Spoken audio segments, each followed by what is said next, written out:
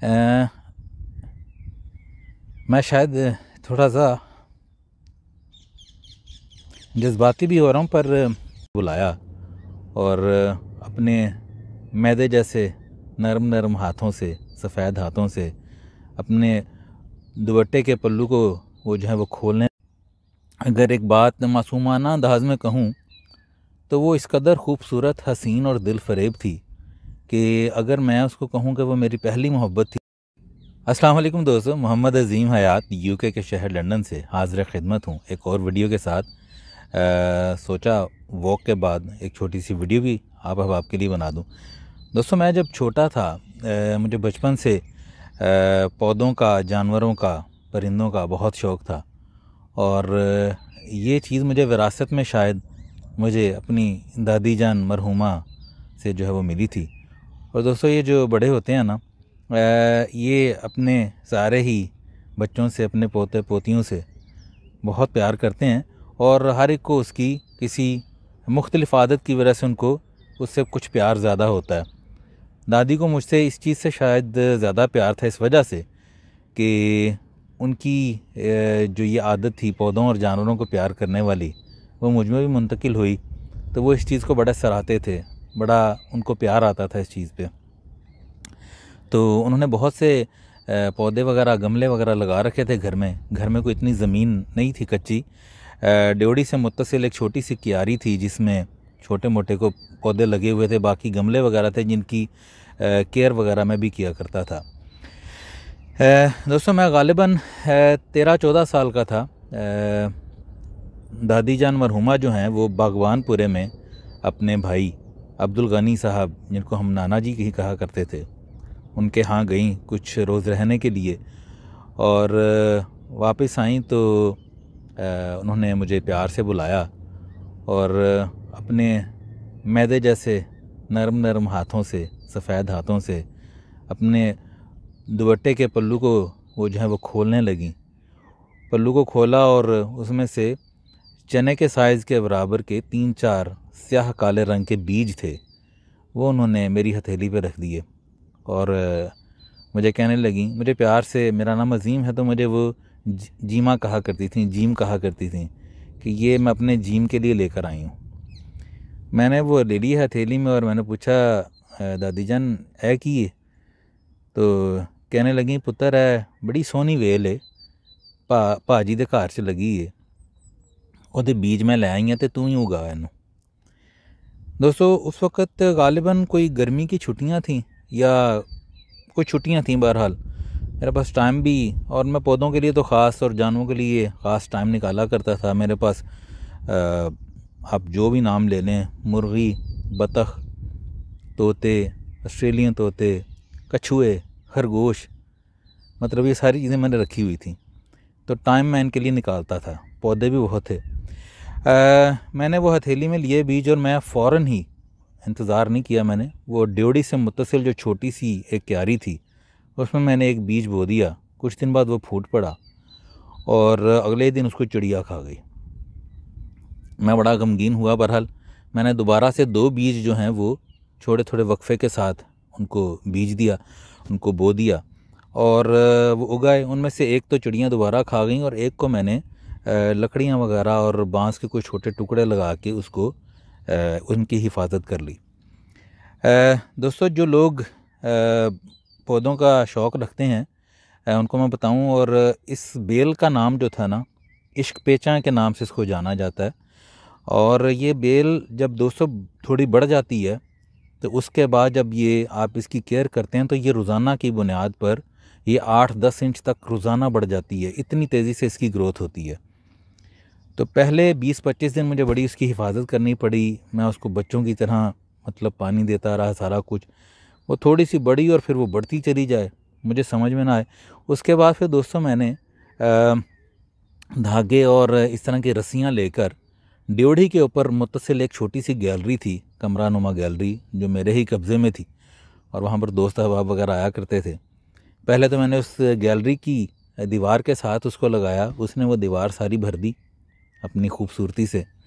फिर उसके बाद उसकी छत पे वो फैल गई और उसके बाद दोस्तों वो मैं उसको पहली मंजिल पर और दूसरी मंजिल पर, तीसरी मंजिल पर, और दोस्तों उसने पूरे घर पे एक छत जो है वो बना दी, बड़ी खूबसूरत।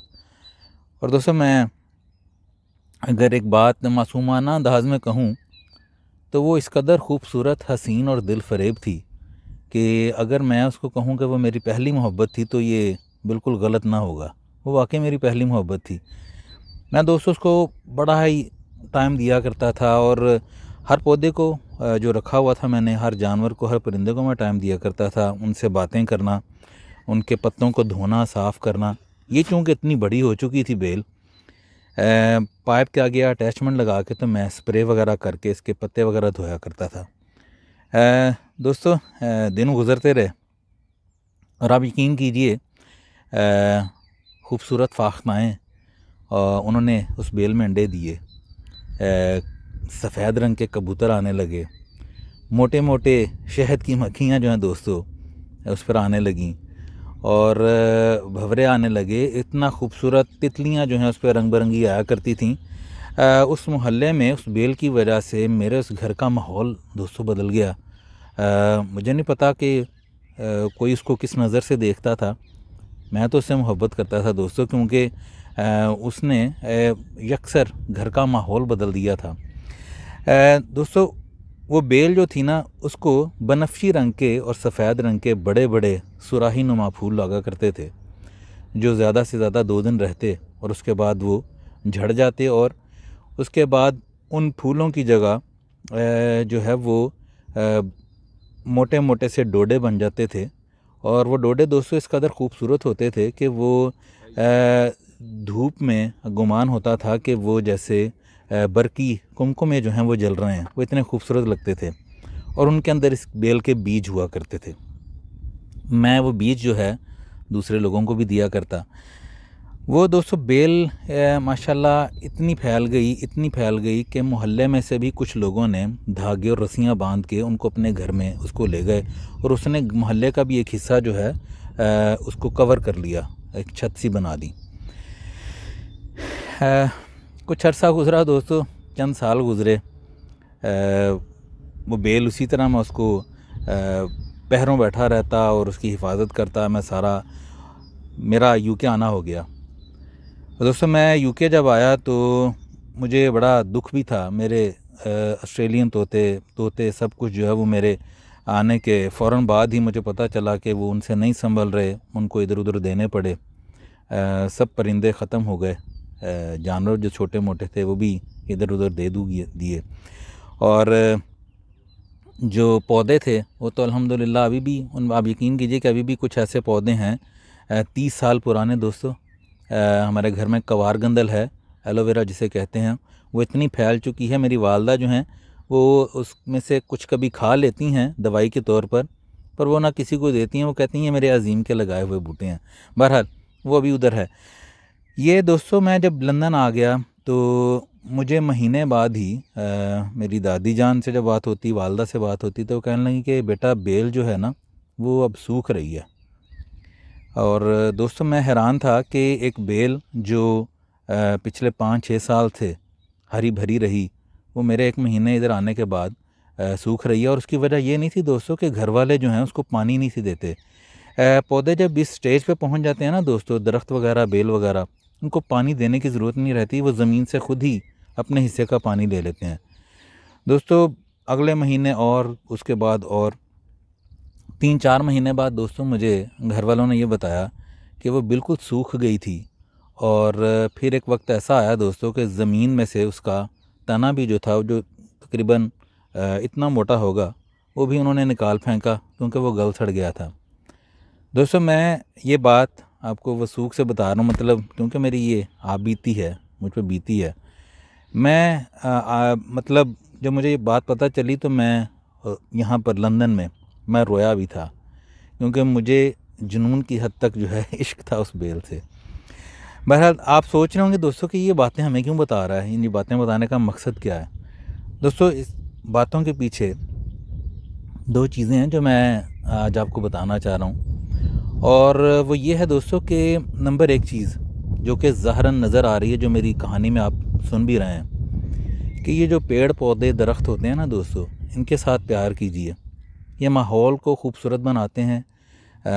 ये आपके जज्बात जो हैं वो यकीन करें का उसकी अक्कासी करते हैं। और ये मतलब बहुत ही एक मेरे पास अल्फाज नहीं है, शायद मैं आपको समझा नहीं पा रहा, पर ये एक बहुत ही खूबसूरत दोस्तों एक शौक़ भी है जो बाग़बानी है।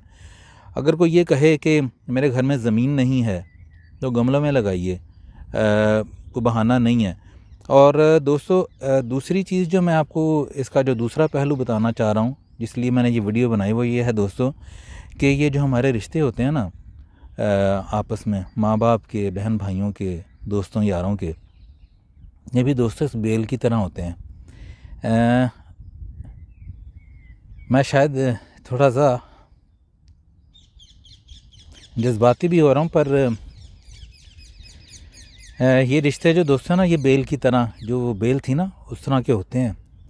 आप इनको ज़ाहरन पानी तो नहीं देते, पर आपकी मोहब्बत से और आपकी चाहत से ये फलते फूलते हैं।